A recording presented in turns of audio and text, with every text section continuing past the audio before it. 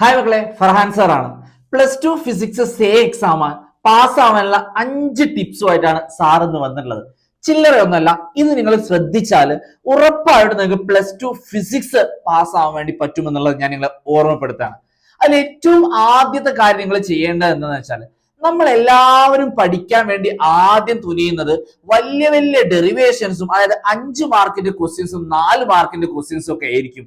പക്ഷെ ഞാൻ പറയുന്നത് എന്താ അറിയോ, നിങ്ങൾ അതിന്റെ കൂടെ തന്നെ 1 മാർക്കിനും 2 മാർക്കിനെയും ക്വസ്റ്റ്യൻസിന് വളരെ അധികം ഇമ്പോർട്ടൻസ് കൊടുക്കണം എന്നുള്ളതാണ്. ഏകദേശം 5 അല്ലെ 15 മാർക്കോളം നമുക്ക് എന്ത് ചെയ്യാൻ വേണ്ടി പറ്റും, അതിലൂടെ പാസ്സാവാൻ വേണ്ടി അല്ലെ മാർക്ക് നേടാൻ വേണ്ടി പറ്റും. ഏതിലൂടെ? 1 മാർക്കും 2 മാർക്കിനെയും ക്വസ്റ്റ്യൻസിലൂടെ നമുക്ക് ഏകദേശം 15 മാർക്കോളം എന്ത് ചെയ്യാൻ വേണ്ടി പറ്റും, നേടാൻ വേണ്ടി പറ്റും എന്നുള്ളതാണ്. അപ്പൊ ഏകദേശം നമ്മൾ വിജയത്തിന്റെ തൊട്ടടുത്തേക്ക് അവിടെ എത്തിയിട്ടുണ്ട്. അപ്പൊ നിങ്ങൾ ഈ 1 മാർക്കും 2 മാർക്കും ഒരിക്കലും സ്കിപ്പ് ചെയ്യരുത് എന്നുള്ളതാണ്. 1 മാർക്കിൽ സാധാരണ ഡയറക്റ്റ് ക്വസ്റ്റ്യൻസ് ആയിട്ടാണ് വരാറുള്ളത്. ചിലപ്പോൾ യൂണിറ്റുകൾ എന്ത് വരാറുണ്ട്. ചിലപ്പോൾ 1 വേർഡ് ക്വസ്റ്റ്യൻസ് വരാറുണ്ട്, അല്ലെങ്കിൽ ഡാഷ് ക്വസ്റ്റ്യൻസ് ഒക്കെ എന്ത് ചെയ്യാറുണ്ട്, 1 മാർക്ക് ക്വസ്റ്റ്യൻസിൽ വരാറുണ്ട്. 2 മാർക്കിലാണെങ്കിൽ ചിലപ്പോൾ ഡെഫിനിഷൻസ് വരും. ഷോർട്ട് ഡിഫറൻസ്, 2 സാധനങ്ങൾ തമ്മിലുള്ള ഡിഫറൻസുകൾ എന്ത് ചെയ്യാറുണ്ട്, 2 മാർക്ക് ചോദിക്കാറുണ്ട്. ചില ഇക്വേഷൻസ് വെച്ചിട്ടുള്ള ന്യൂമറിക്കൽ പ്രോബ്ലംസ് എന്ത് ചെയ്യാറുണ്ട്, 2 മാർക്കിന് ചോദിക്കാറുണ്ട്. അത് ഡയറക്റ്റ് ആയിരിക്കും. അതൊക്കെ നിങ്ങൾക്ക് ചെയ്താൽ ഏകദേശം ഞാൻ ഈ പറഞ്ഞ മാർക്ക് നിങ്ങൾക്ക് കിട്ടുന്നതായിരിക്കും.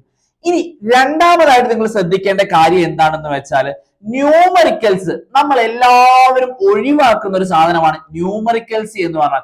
അത് നമ്മൾ തിരിഞ്ഞു നോക്കുക, ക്വസ്റ്റ്യൻ എന്ത് ചെയ്യും, നമ്മൾ അവിടെ ഒഴിവാക്കിയിടും. അപ്പൊ ഞാൻ പറയുന്നത് എന്താ അറിയോ, നിങ്ങൾ ഓരോ ഡെറിവേഷൻസും മറ്റു കാര്യങ്ങളൊക്കെ പഠിച്ചു കഴിഞ്ഞതിന് ശേഷം അതിന്റെ അവസാനത്തെ ആ ഇക്വേഷൻസ് ഉണ്ടാവുമല്ലോ, അത് വെച്ചിട്ടായിരിക്കും കൂടുതലും പ്രോബ്ലംസ് വരാൻ ചാൻസ് ഉള്ളത്. ആ പ്രോബ്ലംസ് വരാൻ ചാൻസ് ഉള്ള ന്യൂമറിക്കൽ ഇക്വേഷൻസ് നിങ്ങൾ ഉറപ്പായും എന്ത് ചെയ്യണം, മനസ്സിലാക്കിയിരിക്കണം എന്നുള്ളതാണ്. ആ ഫോർമുല നിങ്ങൾ എന്ത് ചെയ്യുക, എന്നിട്ട് അവിടെ എഴുതി വെക്കുക. എന്നിട്ട് അതിലെ വാല്യൂസ് ഒക്കെ എന്ത് ചെയ്യുക, ഒന്ന് വെറുതെ സബ്സ്റ്റിറ്റ്യൂട്ട് ചെയ്യുക. ചിലപ്പോൾ ഇക്വേഷൻ അങ്ങോട്ടും ഇങ്ങോട്ടും മാറ്റാനൊക്കെ ആയിരിക്കും. എന്നാലും നിങ്ങൾ ആ ഫോർമുല അവിടെ എഴുതി വെച്ചാൽ ചിലപ്പോൾ നിങ്ങൾക്ക് എന്ത് ചെയ്യും, മാർക്ക് കിട്ടാനുള്ള ചാൻസ് വളരെ വളരെ വളരെ കൂടുതലാണ്. പിന്നെ അതിന്റെ കൂടെ തന്നെ ഇപ്പൊ ന്യൂമറിക്കൽ കിട്ടിയാൽ നിങ്ങൾ ചെയ്യേണ്ട കാര്യം എന്താ വെച്ചാൽ, യൂണിറ്റ് കൃത്യമായിട്ട് അവിടെ എന്ത് ചെയ്യണം, എഴുതിയിരിക്കണം. ചിലപ്പോൾ അതിനൊക്കെ യൂണിറ്റ് എന്താണ് കണ്ടുപിടിക്കാൻ വേണ്ടി പറഞ്ഞത്, അതിന് ഉത്തരം അറിയില്ലെങ്കിലും യൂണിറ്റ് നമുക്കറിയാം. അപ്പൊ ഉത്തരം കറക്റ്റ് അല്ല എന്നുണ്ടെങ്കിലും നിങ്ങൾ അതിന്റെ യൂണിറ്റ് അതിന്റെ കൂടെ എഴുതിയാൽ ചിലപ്പോൾ ആ ടീച്ചർക്ക് അവൻ എന്തെങ്കിലുമൊക്കെ അറിയാം എന്ന് പറഞ്ഞിട്ട് എന്ത് ചെയ്യും, മാർക്ക് തരുന്നതായിരിക്കും. അപ്പൊ ന്യൂമറിക്കൽസ് പറ്റേ നിങ്ങൾ എന്ത് ചെയ്യരുത്, ഒഴിവാക്കരുത് എന്നുള്ളതാണ് സാറ് പറഞ്ഞതിന്റെ ചുരുക്കം. ഓക്കെ, ഇനി മൂന്നാമത്തെ കാര്യം എന്ന് പറഞ്ഞാൽ പ്രീവിയസ് ഇയർ ക്വസ്റ്റ്യൻസ് നോക്കുക. എല്ലാം കൂടെ പഠിച്ച് നമുക്ക് ഒരിക്കലും എന്ത് ചെയ്യാൻ വേണ്ടി പറ്റില്ല, ഈ സേ എക്സാം പാസ്സാവാൻ വേണ്ടി പറ്റൂല. അത് നമ്മൾ ഒരു പ്രാവശ്യം പയറ്റി എന്ത് ചെയ്യാണ്, തെളിഞ്ഞതാണ്. അതുകൊണ്ടാണ് നമുക്ക് എന്ത് ചെയ്ത് ഇങ്ങനെ ഒരു അവസ്ഥ വന്നുള്ളത്. സാർ ഉള്ളത് പോലെ പറയാണ്. അങ്ങനെയാണെങ്കിൽ കഴിഞ്ഞ 5 വർഷത്തെ സേ എക്സാമിന്റെ ക്വസ്റ്റ്യൻ പേപ്പർ എടുക്കുക. എന്നിട്ട് ആ ക്വസ്റ്റ്യൻ പേപ്പറിൽ ഏറ്റവും കൂടുതൽ തവണ വന്നിട്ടുള്ള ക്വസ്റ്റ്യൻസ് നോട്ട് ചെയ്യുക, റിപ്പീറ്റ് ചെയ്ത് വന്ന ക്വസ്റ്റ്യൻസ് നോട്ട് ചെയ്യാം. അത് ഉറപ്പായും പഠിക്കണം. അതേപോലെ തന്നെ ഡയഗ്രാംസ് ഒക്കെ ഒരുപാട് തവണ എന്ത് ചെയ്യാറുണ്ട്, എക്സാമിന് ചോദിക്കാറുണ്ട്. പ്രത്യേകിച്ച് റേ ഒപ്റ്റിക്സിലെ ഡയഗ്രാംസ് ഉണ്ടാവാറുണ്ട്, വേവ് ഒപ്റ്റിക്സിലെ ഡയഗ്രാംസ് ഉണ്ടാവാറുണ്ട്, ഇലക്ട്രിക് ഫീൽഡ് ലൈൻസിന്റെ ഡയഗ്രാംസ് വരാറുണ്ട്, ഇക്യൂ പൊട്ടൻഷ്യൽ സർഫസിലെ ഡയഗ്രാംസ് വരാറുണ്ട്. ഈ ഡയഗ്രാംസിൽ ഏതെങ്കിലും ഒന്ന് ഉറപ്പാ. അപ്പൊ അത് വരയ്ക്കാൻ നമുക്ക് വലിയ ബുദ്ധിമുട്ടുള്ള കാര്യമൊന്നുമല്ല. അപ്പൊ അത് കൃത്യമായിട്ട് നമ്മൾ എന്ത് ചെയ്യണം, നോട്ട് ചെയ്തിരിക്കണം. അപ്പൊ ആ പ്രീവിയസ് ഇയറിൽ ക്വസ്റ്റ്യനിൽ വന്നിട്ടുള്ള എല്ലാ ഫിഗേഴ്സും അതുപോലെ എല്ലാ റിപ്പീറ്റ് ചെയ്ത് വന്ന ക്വസ്റ്റ്യൻസും നിങ്ങൾ എന്ത് ചെയ്യണം, പഠിച്ചിരിക്കണം. ഇതാണ് നമ്മുടെ മൂന്നാമത്തെ കേസ് എന്ന് പറഞ്ഞാൽ. നാലാമത്തെ കേസ് എന്ന് പറഞ്ഞാൽ നമ്മളെല്ലാവരും ചെയ്യുന്ന ഒരു ടെൻഡൻസി, നമ്മളെല്ലാവരും ചെയ്യുന്ന ഒരു കാര്യം എന്ന് വെച്ചാൽ, രാവിലെ മുതൽ നമ്മൾ തുടങ്ങിയിട്ട് എനിക്കിന്ന് രാത്രി വരെ 10 മണിക്കൂർ അല്ലെ 5 മണിക്കൂർ അല്ലെ 6 മണിക്കൂർ പഠിക്കണം എന്നുള്ളതാണ്. അങ്ങനെയൊന്നും ഞാൻ ഇപ്പൊ പറയുന്നില്ല.